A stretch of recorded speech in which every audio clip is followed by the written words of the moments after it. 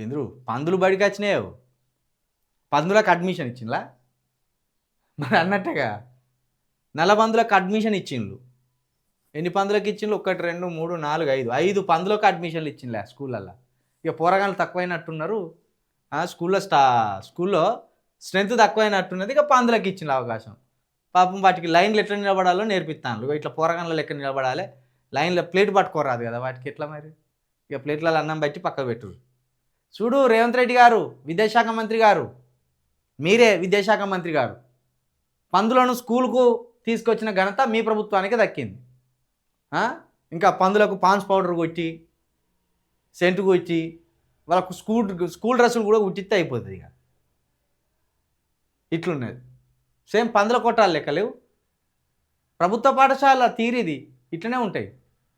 ఇక గీ స్కూల్లో చదివే పొరగాన్లు కార్పొరేట్ స్కూల్లో నారాయణ లేదా మల్లారెడ్డి కాలేజీలలో చదివే పొరగాన్లతో పోటీ పడతారే. మళ్ళీ ఇటువంటి స్కూల్ కట్టి రిజర్వేషన్లు తీసేయాలని కొందరు అంటారు. ఇదేం చదువు చెప్తారే పందులతో కూర్చోబెట్టి. 12 మంది పిల్లలు 5 పందులు 12 మంది పిల్లలు 5 పందులు. అంగన్వాడీలను సకల సౌకర్యాలతో ప్రీ స్కూల్స్గా మారుస్తామంటూ సర్కారు చేస్తున్న ప్రచారానికి విరుద్ధంగా క్షేత్రస్థాయి దుర్భర దృశ్యం ఇది.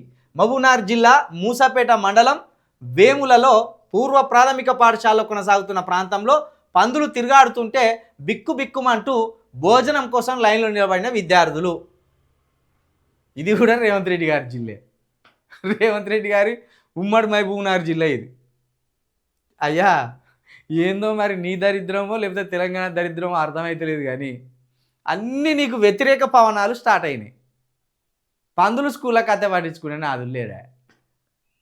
ఆ టైంకే పోయినట్టు అయిపోయింది నమస్తే తెలంగాణ రిపోర్టర్. బా ఎంత ముద్దుగున్నాయా పందులు. 4 పందులు సాదుకోమని రాదు మంత్రులనే వాళ్ళన్నా.